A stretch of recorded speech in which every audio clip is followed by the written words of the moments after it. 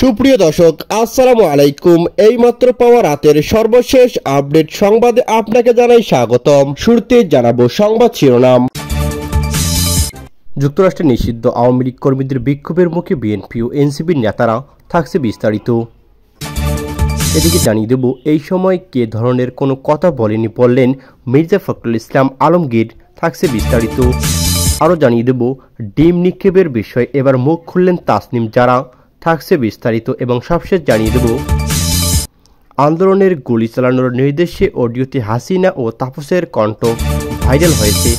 এতক্ষণ শুনছিলেন সংবাদ শিরোনাম, এবার থাকছে বিস্তারিত।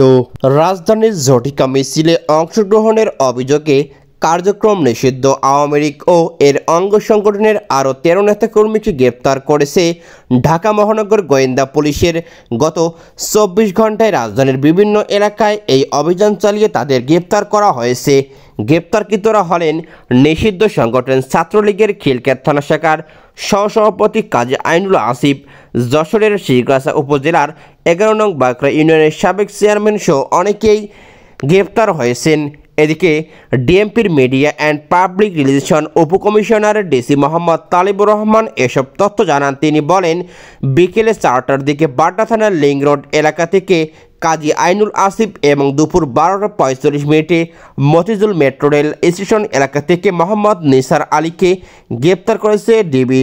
একই দিনে রাত 8টায় থেকে যাত্রাবাড়ি এলাকা থেকে আমিনুল হক ফয়সাল এবং দুপুরে বাড্ডা থেকে মোহাম্মদ আকাশকে গ্রেপ্তার করে ডিবিওয়ারি বিভাগ।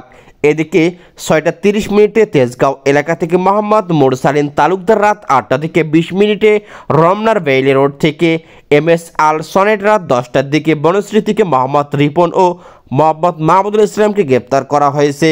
বিএনপি জামাতকে ভারত কেন এক বন্দিতে রাখছে প্রশ্ন মির্জার শিরোনামে সম্প্রতি বিএনপির মহাসচিব মির্জা ফখরুল ইসলাম আলমগীরের একটি সাক্ষাৎকার প্রকাশ করেছে কলকাতা থেকে প্রকাশিত এই সময় সংবাদে আরও বলা হয়েছে, 30টি আসন না দেওয়ার পিয়ার নিয়ে বিএনপির উপর চাপ সৃষ্টি করেছে জামাত। এ নিয়ে রাজনৈতিক মহল, সামাজিক যোগাযোগ মাধ্যমে ব্যাপক আলোচনা সমালোচনার সৃষ্টি হয়েছে। জামাতকে জড়িয়ে বক্তব্য প্রকাশিত হওয়ায় দল থেকে এর প্রতিবাদ জানানো হয়েছে, তবে উল্লেখিত বক্তব্য দেননি বলে দাবি করেছেন মির্জা ফখরুল ইসলাম আলমগীর। বিএনপির মহাসচিব বলেন, ওই নিউজটা ফেক নিউজ। এদিকে আর্টিফিশিয়াল ইন্টেলিজেন্স AI দিয়ে এই মিথ্যা বিভ্রান্তিকর সংবাদ দিয়েছে। কোনো রাজনৈতিক নেতা এরকম অবান্তর কথা বলতে পারে না, এটা উদ্দেশ্যমূলক। কলকাতার এই সময়কে আমি এ ধরনের কোনো কথা বলিনি। মঙ্গলবার বিকেলে গণমাধ্যমে মির্জা ফখরুল জানান, এ সময় পত্রিকাটির সঙ্গে কথা বললেও সাক্ষাৎকার দেননি। জামাতের ইসলামের 30টি আসন চাওয়ার বিষয়ে কোনো কথা বলেনি। আওয়ামী লীগ ও জাতীয় পার্টির নিষিদ্ধের প্রসঙ্গে কোনো কথা হয়েছে কিনা জানতে চাইলে মির্জা ফখরুল বলেন, আওয়ামী লীগের ব্যাপারে তো আমরা আগেই বলেছি। মির্জা ফখরুলের বক্তব্য নিন্দায় জামাত। এদিকে ভারতীয় গণমাধ্যমে প্রকাশিত সাক্ষাৎকারে জামাত নিয়ে মির্জা ফখরুলের বক্তব্যকে অসৎ ও প্রতিহিংসাপরায়ণ উল্লেখ করে তীব্র নিন্দা প্রতিবাদ জানিয়েছে জামাতের ইসলামী সেক্রেটারি জেনারেল অধ্যাপক মিয়া গোলাম পরওয়ার। এক বিবৃতিতে এই নিন্দা জানান। বিবৃতিতে বলা হয়, সম্প্রতি ভারতের কলকাতা থেকে প্রকাশিত দৈনিক এই সময় এর সঙ্গে এক সাক্ষাৎকারে বিএনপির মহাসচিব মির্জা ফখরুল ইসলাম আলমগীর এসব কথা বলেন। নিউ ইয়র্কের জন্য কেনেডি আন্তর্জাতিক বিমানবন্দরে জাতীয় নাগরিক পার্টির এনসিপি সদস্য সচিব আখতার হোসেনকে লক্ষ্য করে ডিম নিক্ষেপ করেছে বাংলাদেশ কার্যক্রম নিষিদ্ধ সংগঠন আওয়ামী লীগের যুক্তরাষ্ট্র শাখার নেতাকর্মীরা। এ ঘটনায় একজনকে আটক করা হয়েছে। ডিম নিক্ষেপের বিষয়ে মুখ খুলেছেন জাতীয় নাগরিক পার্টির এনসিপির জ্যেষ্ঠ যুগ্ম সদস্য সচিব তাসনিম জারা। মঙ্গলবার রাতে দেওয়া এক স্ট্যাটাসে তিনি বলেন, গালি কখনো সত্যকে ঢাকতে পারে না।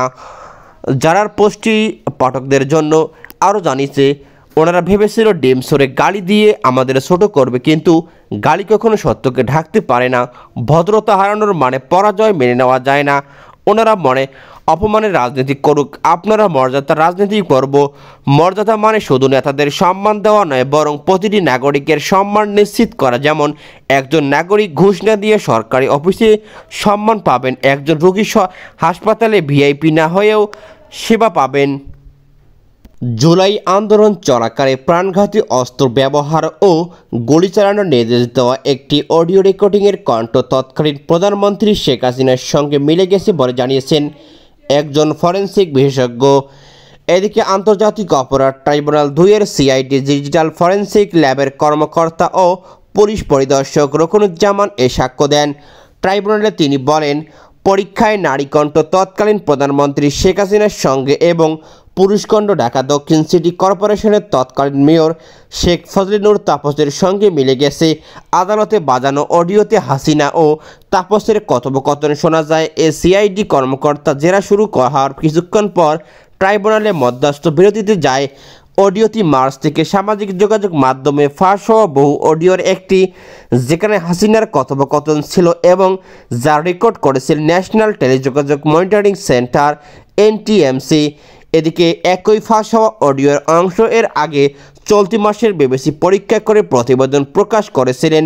ফোন আলাপের এই রেকর্ডিং আন্দোলনের দমন নিয়ে শেখ হাসিনার প্রত্যক্ষ সম্পৃক্ততার প্রমাণ, যেখানে তাকে আন্দোলনকারীদের উপর রাষ্ট্রীয় বহিষ্কারকে গুলি চালানোর নির্দেশ দিয়েছেন শেখ হাসিনা সরকার।